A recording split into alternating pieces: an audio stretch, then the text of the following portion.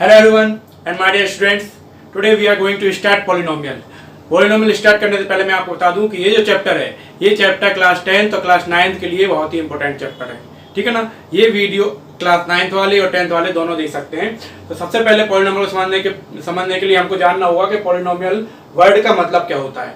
मैं आपको एक एक चीज बताऊंगा इसमें कि कांस्टेंट क्या होता है, वेरिएबल क्या होता है, पॉलिनोमियल की एक्चुअल डेफिनेशन क्या है, terms, coefficient, degree, type of polynomial, कितने टाइप के पॉलिनोमियल होते हैं, पॉलिनोमियल क्या होता है, ये अपन सबसे पहले समझते हैं। ये जो वर्ड लिखा हुआ है पॉलिनोमियल, आप देख रहे होंगे यहाँ पे मैंने पॉली और नोमियल अलग अलग कलर से लिखा है, ठीक ना। क्यों लिखा है? क्योंकि दोनों वर्ड्स का मतलब जो है अलग अलग होता है, दोनों से मिलकर एक वर्ड बनता है। पॉलिनोमियल मतलब पॉली मीन्स होता है यहाँ पे मैनी और नोमियल मीन्स होता है टर्म्स या पार्ट्स, ठीक है ना। मतलब कि एक एक्सप्रेशन में कितने पार्ट्स हो सकते हैं, इसका मतलब क्या हुआ? पॉलिनोमियल मतलब मैनी पार्ट्स, ठीक है ना, मैनी पार्ट्स। ये तो हुई अपनी वर्ड की बात। अपन यहां से शुरू करते हैं कि पहले चीज है अपने पास कांस्टेंट।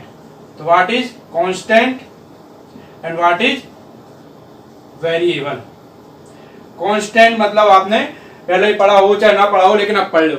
कांस्टेंट का मतलब होता है फिक्स्ड, जो चीज फिक्स हो, जिसको अपन चेंज नहीं कर सकते हैं। जैसे कि कई सारे नंबर है, जैसे कि 5 को मैं 5 ही बोल सकता हूँ, 5 के अलावा कुछ और बोलूंगा क्या?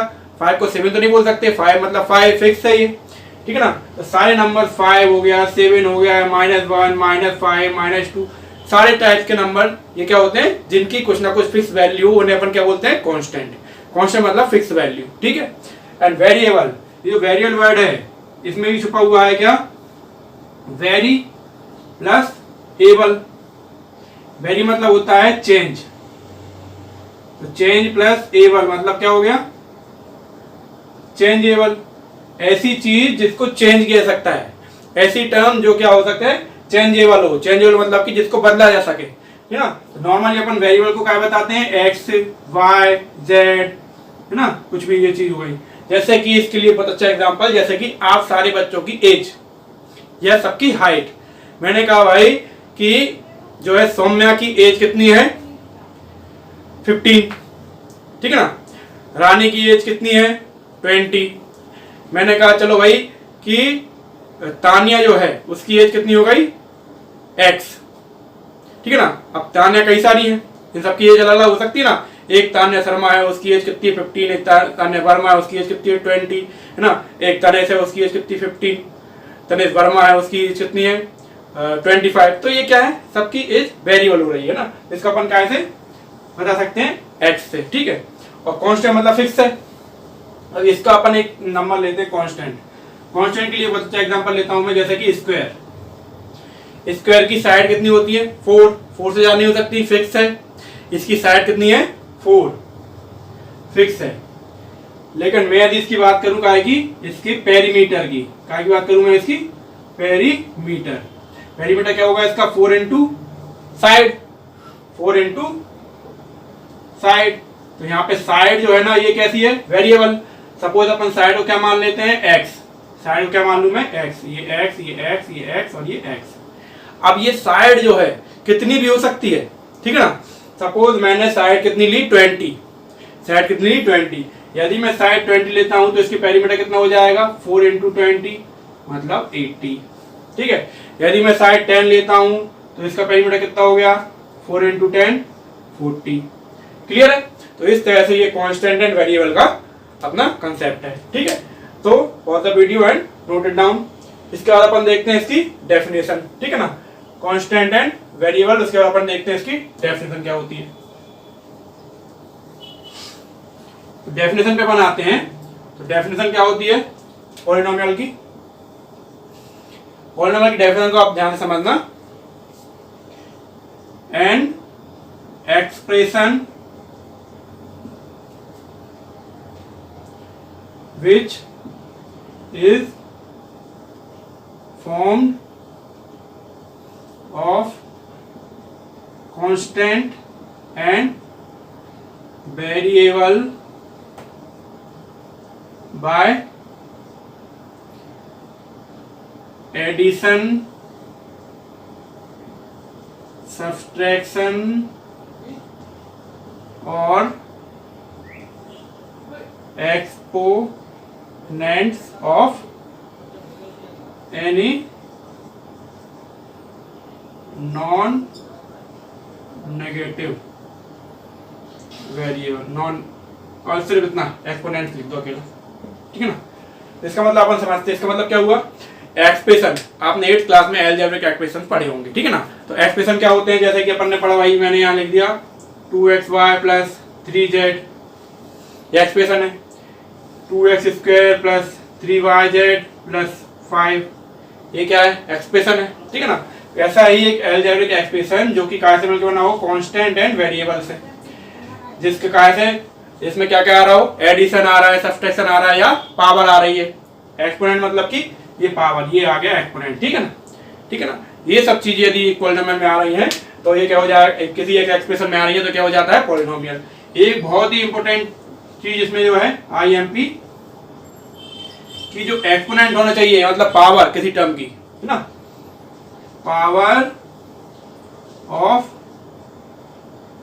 Variable must be a whole number, मतलब कि किस जो भी वेरिएबल अपन पॉलिनोमियल यूज करेंगे उनकी पावर हमेशा कौन चाहिए, होल नंबर होना चाहिए। ऐसा नहीं कि कुछ भी पावर हो रही है, होल नंबर समझते हो, मतलब 0 1 2 3 4 5 6 ऐसे ही नंबर होना चाहिए, ठीक है ना। 1/2 3/2 -1 ऐसे पावर नहीं चलेंगे, मतलब कि s की पावर -1/2 हो गई, या s की पावर -1 हो गई, या s की पावर 3/2, इस तरह की पावर नहीं चलेंगी, ठीक है ना। कैसी पावर होनी चाहिए, या तो s² x³ s की पावर 5 s की पावर 7, ये होल नंबर्स में ही पावर होंगी, तभी वो क्या होगा, पॉलिनोमियल, ठीक है। तो क्या हुआ क्लियर अपने को, कि कांस्टेंट और वेरिएबल को जब अपन प्लस माइनस से सेपरेट करके लिखते हैं तो क्या बन जाता है, एक एक्सप्रेशन, उस एक्सप्रेशन को ही अपन क्या बोलते हैं, पॉलिनोमियल। क्लियर है, ये हुई अपनी डेफिनेशन। तरफ करते हैं, अब आते हैं अपन टर्म्स पे, ठीक है। आईएमपी पॉइंट ये था कि उसकी पावर होल नंबर में ही होना चाहिए, ठीक है।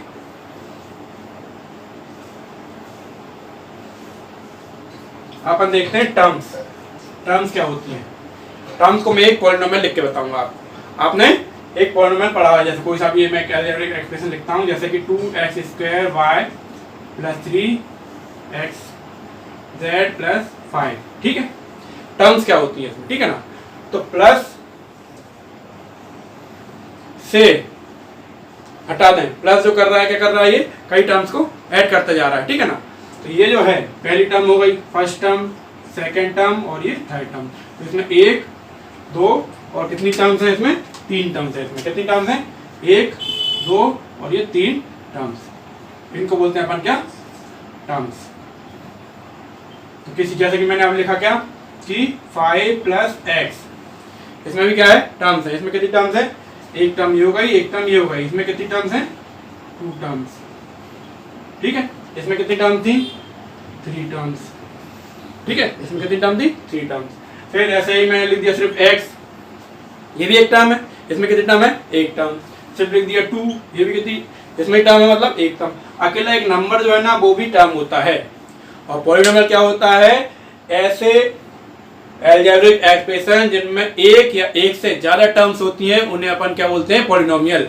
ये मिसकंसेप्शन होता है कि कोई कहता है कि 2 या 2 से ज्यादा आ रहे, एक से ज्यादा, एक या एक से ज्यादा टर्म्स यदि होंगी तो उसे अपन क्या बोलते हैं, पॉलिनोमियल।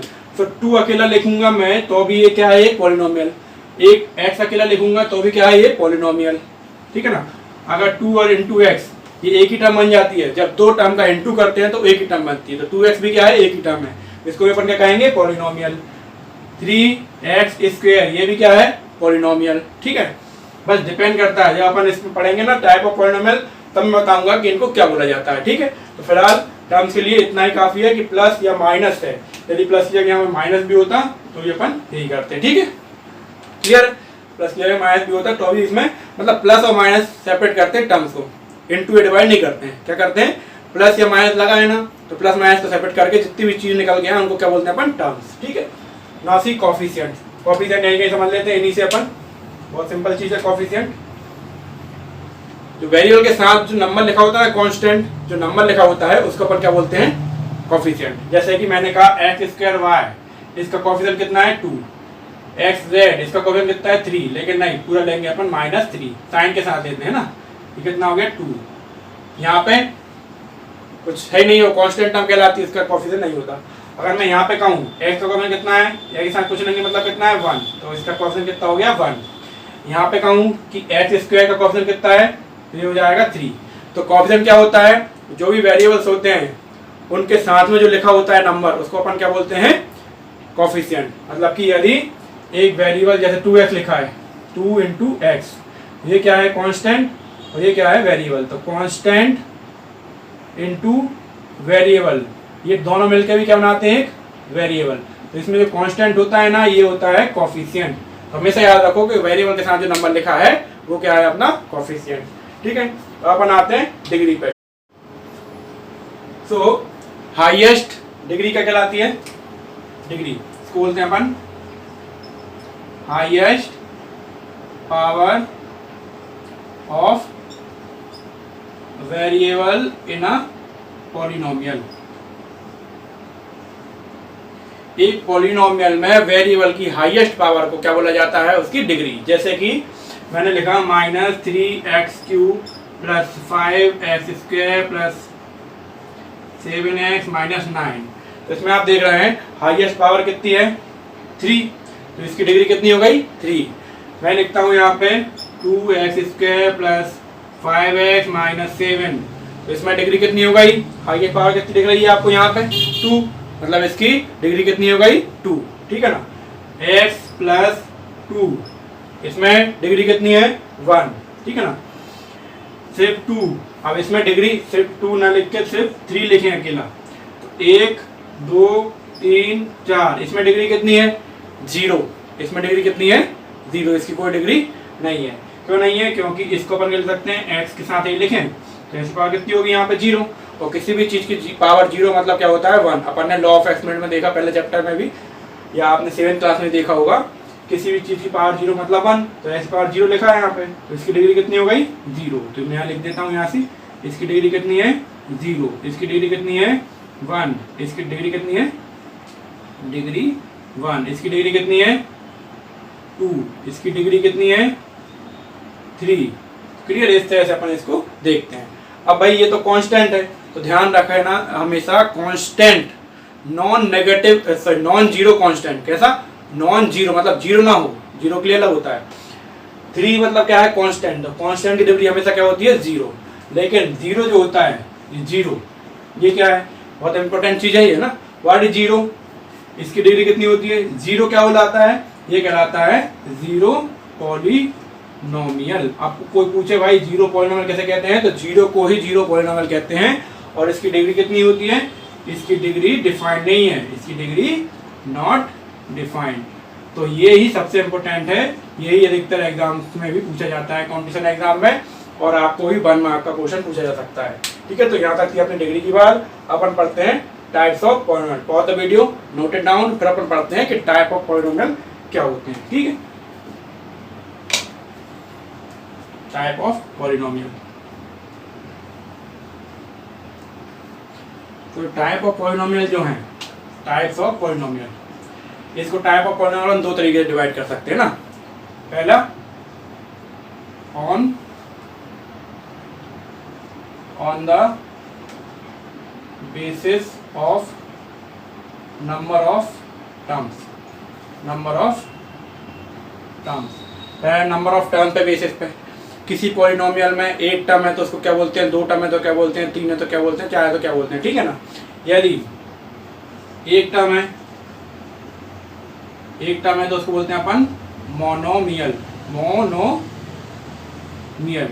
एग्जाम्पल जैसे कि मैंने कहा x, अकेला y, 5 7, ठीक है ना। तो ये तरह के नंबर जो है क्या होते हैं, मोनोमियल। ठीक है, फिर दूसरा होता है, अगर 2 टर्म्स हैं तो उसको बोलते हैं बाइनोमियल। क्या बोलते हैं, बाइनोमियल। एग्जाम्पल जैसे कि इसके x + 2, ठीक है ना, x² + 5 x³ + x। 2 टर्म होना चाहिए कुल मिला कैसे भी हुआ। ठीक है, एक टर्म इसमें देख रहे हैं आप, 2 टर्म है इसमें, एक टर्म 2 टर्म, एक टर्म 2 टर्म, इसमें माइनस भी कर सकता हूँ मैं, एक टर्म 2 टर्म। ये क्या कहलाता है अपना पॉलिनोमियल। ठीक है, सॉरी इसको क्या बोलते हैं अपन, बाइनोमियल। उस प्रकार 3 टर्म होंगी तो क्या बोलेंगे, यदि 3 टर्म है, 3 टर्म्स है तो क्या बोलेंगे अपन, ट्राइनोमियल। देखो वो तो क्या है ना, इनके नाम रखा गया है बस, वैसे होते सब पॉलिनोमियल है, लेकिन यदि फिर भी आपको डिफाइन करने आ जाता है तो ये एक के लिए मोनो, बाई मतलब 2 इसलिए, ट्राई मतलब 3 मतलब इसलिए ये हो जाएगा, ठीक है ना। ट्राई के लिए एग्जाम्पल इसके लिख लेते हैं अपन, जैसे कि x square plus 2x plus 1, ठीक है ना, y square plus x y plus x, तो इसमें कितनी टर्म्स आ रही हैं, 3 टर्म, तो ये क्या हो जाएगा, ट्राइनोमियल, ठीक है।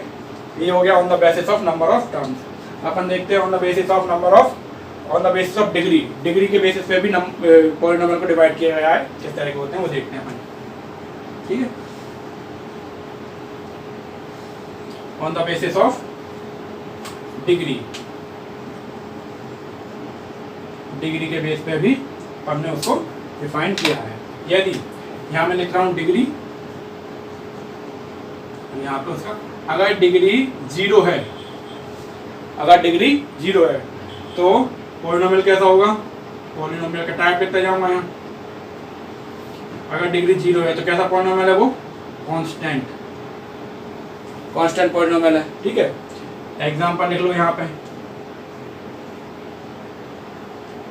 अगर डिग्री 0 है तो कांस्टेंट पॉलिनोमियल है, डिग्री यदि 0 है तो वो कैसा है, कांस्टेंट पॉलिनोमियल। और एग्जांपल क्या आ जाएगा इसका, कोई सा भी एग्जांपल, जैसे अभी लिखा था 2x हो गया, सॉरी नंबर से आएंगे, 2 हो गया, 5 हो गया, 7 हो गया, ठीक है, याद है। अगर डिग्री 1 है, अगर डिग्री 1 है, डिग्री 1 होती है उस पॉलिनोमियल को अपन क्या बोलते हैं, लीनियर, याद रखना है आपको, है ना, लीनियर पॉलिनोमियल। डिग्री 1 मतलब लीनियर पॉलिनोमियल, जैसे कि x y x, या फिर बाय ना लिख के x हो गया, या फिर x प्लस 2 हो गया, या x प्लस कुछ भी नंबर हो जाएगा, x प्लस 5 हो गया, ठीक है। ये एग्जांपल था कुछ। डिग्री यदि 2 है तो इसको अपन बोलते हैं क्या, क्वाड्रेटिक, क्या बोलते हैं, क्वाड्रेटिक, क्वाड्रेटिक पॉलिनोमियल। यही अपन को पढ़ना है आगे भी, इसके बाद यही अपन को यहाँ तक देखना है। जैसे कि एक्स स्क्वायर प्लस 2, ठीक है ना, x square plus 2x plus 5, तो इसमें ये जरूरी नहीं है कि कितनी टर्म्स आ रही हैं, डिग्री मैन है, इसमें देखो डिग्री 2 है, इसमें डिग्री 2 है, इसलिए अपन इसको कर सकते हैं, ठीक है। इसमें टेबल से बना देता हूँ मैं ताकि समझने में दिक्कत ना हो आपको। ये हो गया अपना डिग्री 2। अगर डिग्री 3 है, अगर डिग्री कितनी है, 3, तो 3 वाली डिग्री, यदि डिग्री 3 है किसी पॉलिनोमियल को, उसको अपन बोलते हैं क्यूबिक पॉलिनोमियल, क्या बोलते हैं, क्यूबिक पॉलिनोमियल, क्यूबिक पॉलिनोमियल। इसका एक एग्जांपल लिख लेते हैं अपन, जैसे कि x³ plus 3x square plus 5, है ना। एक और एग्जांपल लिख देते हैं, 2x³ plus 5x square plus 4x plus 7, ठीक है। वैसे अपन को जो कोर्स में है 9th 10th में NCERT में या इंटू बोर्ड में वो 3 तक ही है, लेकिन फिर भी आप 4 भी जान लीजिए, 4 क्या होता है। यदि डिग्री 4 है तो उसका बोलते हैं ये क्वाड्रेटिक,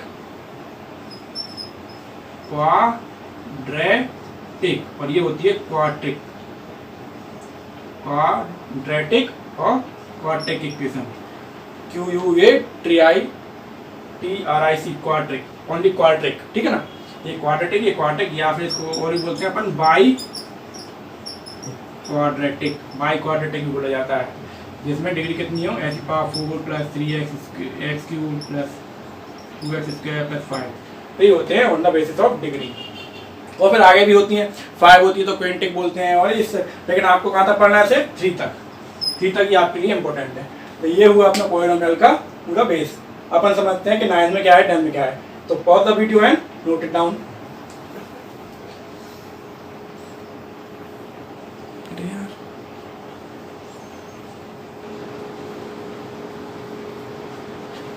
चलो अपन देखते हैं पॉलिनोमियल की वैल्यू और जीरो, ठीक है ना। Value of a polynomial at particular point and zero of a polynomial. कोई पॉलिनोमियल है उसकी वैल्यू निकालना है और जीरो निकालना है, तो अपन ये सीखते हैं, ठीक है ना। पहले अपन देखते हैं वैल्यू ऑफ पॉलिनोमियल। इसको अपन एक एग्जांपल लेके समझते हैं, जैसे कि लेट पी एक्स, पॉलिनोमियल को पी एक्स से शो करते हैं, ठीक है ना।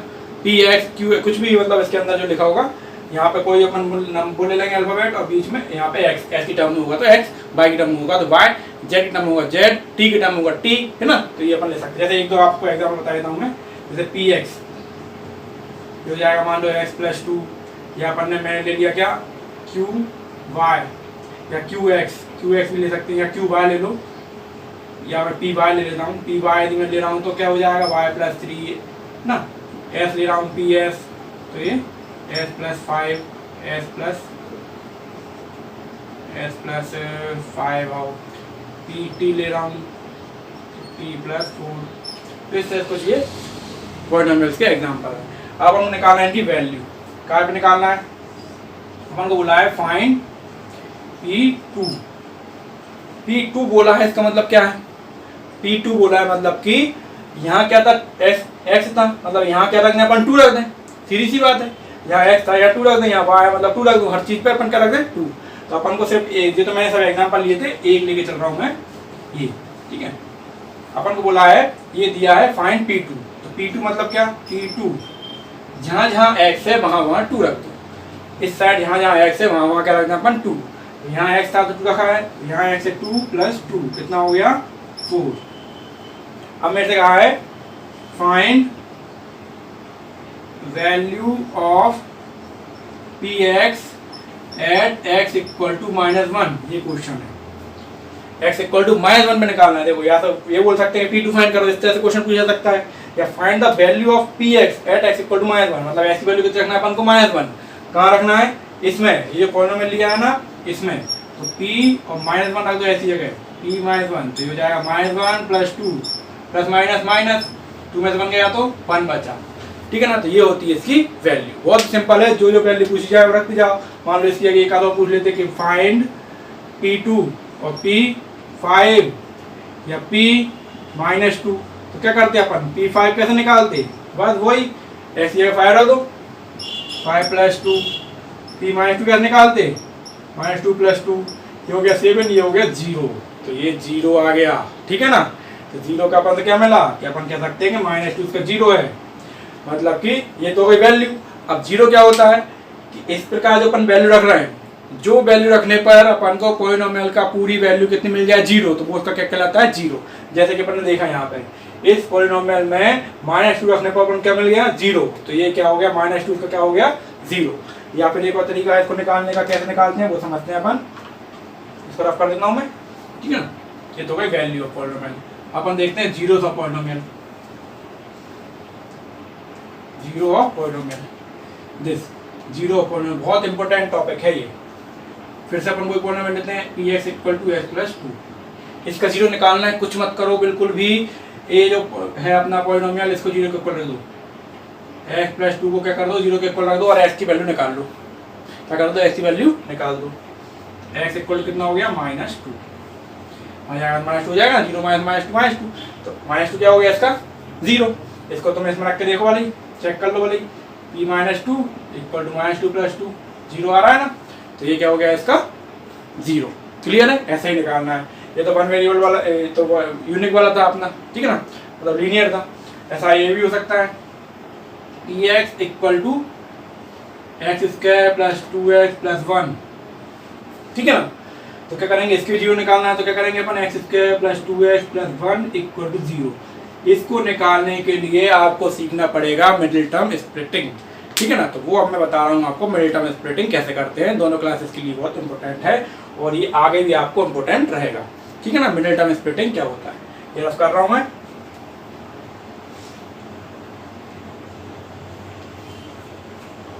तीसरी चीज पढ़ते हैं अपन, middle term splitting. Middle term splitting मतलब factor, middle term splitting for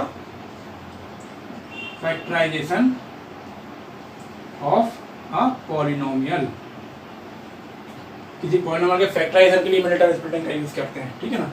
लेकिन ये आना सबको जरूरी है, चाहे 9th हो चाहे 10th हो चाहे 11th हो चाहे 12th हो, सबको आना ये जरूरी है। मिडिल टर्म स्प्लिटिंग क्या होता है, इसको अपन एक एग्जांपल समझते हैं। जैसे कि मैंने लिया 2x² + 3x + 1, ठीक है। इसको क्या करना है मेरे को, दो फैक्टर्स में इतना, जितनी इसकी डिग्री होगी ना, जितनी इसकी डिग्री है उतने इसके फैक्टर है, और जितनी डिग्री है उतने ही जीरो होंगे। नंबर ऑफ जीरो कितने होंगे, number of zeros equal two degree.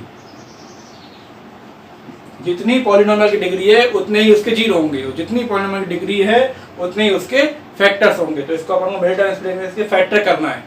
Middle term splitting method का यूज करके इसके फैक्टर करना है। उसके फैक्टर कितने आएंगे, 2, क्योंकि इसकी डिग्री कितनी है, 2। अब देखते हैं करना कैसे है इसको, ठीक है ना। तो आप क्या किया करो, पहले तो इसको सबसे पहले बड़ी पावर वाला ना, उससे छोटी को उससे छठी से अपन ने असेंडिंग ऑर्डर में इसको जमा लिए, डिसेंडिंग ऑर्डर में सॉरी। फिर क्या करना है, ये जो टर्म यहाँ पे लिखी है और ये लास्ट में जो टर्म लिखी है, इन दोनों का किया अपन ने मल्टीप्लाई, 2 × 1 कितना आ गया, 2। अब इस 2 के फैक्टर्स अपन को ऐसे चाहिए कि बीच की टर्म मिल जाए प्लस या माइनस करने पर। बीच की टर्म कैसे मिल जाए, प्लस या माइनस करने पर अपन को। तो 2 के फैक्टर सिर्फ 2 ही हैं, एक 2 है और एक 1 है, और 2 और 1 का इनटू करने पर 2 मिल रहा है, और 2 और 1 को प्लस करने पर 3 मिल रहा है। ऐसा ही होना चाहिए कि दो अपन को फैक्टर्स ऐसे लेना है जो नंबर अपन को इन दोनों का मल्टीप्लाई करने पर जो नंबर मिला, ठीक है ना, 2, इस नंबर के दो फैक्टर ऐसे लेना है जिनको प्लस या माइनस करने पर बीच का नंबर मिल जाए, ठीक है ना, और इनटू करने पर वही नंबर मिले। देखो 2 और 1 इन दो नंबर को प्लस करने पर 3 मिल रहा है, तो हाँ अपन ले सकते हैं। तो अपन ऐसे लिख सकते हैं क्या, 2x²। अब नाम क्या है, middle term splitting. Middle term को स्प्लिट करना है, ये वाई टर्म को। इसको क्या में स्प्लिट करेंगे, 2 में और 1 में। इसको अपन ले सकते हैं क्या, 2x + 1x। x दोनों के साथ लगा दो, या फिर ऐसा कर दो कि 3 को अपन लिख दिया 2 + 1, और x अपन ने बाहर लिख दिया +1, ये एज इट इज रहा यहीं, ठीक है। अब ये जो x है इसका अंदर इनटू कर दो, तो ये हो जाएगा अपना क्या, 2x², ठीक है, प्लस ये जो x है इसके साथ आया 2x, प्लस ये जो x है इस 1 के साथ आया x + 1। क्लियर है। अब 1 2 3 4 टर्म हो गई, तो 2 टर्म ये ले लो और 2 टर्म ये ले लो। इन दोनों में से कुछ कॉमन आ रहा है क्या, इसे 2 आ रहा है, दूसरा x आ रहा है, कॉमन लिया तो एक 2 और यहाँ आ गया, एक 2 एक x इसमें से आ गया, तो यहाँ क्या बचा, सिर्फ एक x प्लस यहाँ दोनों 2x आ गया। जब पूरा की पूरी टर्म आ जाएगी तो उसकी क्या बचेगा, सिर्फ 1। ये पूरी की पूरी टर्म आ गई बाहर, यहाँ क्या बचा, 1 प्लस इन दोनों में कुछ कॉमन आ रहा है क्या, जिसमें कुछ कॉमन नहीं आता उसमें से हम 1 कॉमन लेते हैं। यहाँ बचेगा x, यहाँ बचेगा 1। अब देखो एक टर्म पूरी आपकी ये हो गई और एक टर्म आपकी पूरी ये हो गई, ठीक है ना। इसको मैं दूसरे पेन से बताता हूँ आपको कि एक टर्म आपकी, देखो ये 2 टर्म ली थी आपने, फिर एक टर्म आपकी पूरी ये हो गई और एक टर्म आपकी पूरी ये हो गई। इन दोनों टर्म में से आपको क्या मिल रहा है, x + 1 कॉमन मिल जाए, है ना। तो x + 1 कॉमन आ गया, यहाँ से x + 1 कॉमन आया तो क्या बचा, यहाँ पे 2x, प्लस यहाँ से x + 1 कॉमन आया तो यहाँ बचा 1। तो ये आ गया x + 1, ठीक है ना। ये तो हो गया मिडिल टर्म स्प्लिटिंग, फैक्टराइजेशन किया। अब अपन को जीरो निकालना था, मान लो इस पॉलिनोमियल का अपन क्या निकालना, जीरो। तो पहले उसके फैक्टराइजेशन करा, यहाँ तक फैक्टराइज हुआ, अब इसको तुम जीरो के इक्वल रख दो, ठीक है। अब जीरो के इक्वल रखा आपने, तो ये 2 फैक्टर्स है ना, दोनों फैक्टर्स को जीरो के इक्वल रखना पड़ेगा, x + 1 को 0 एंड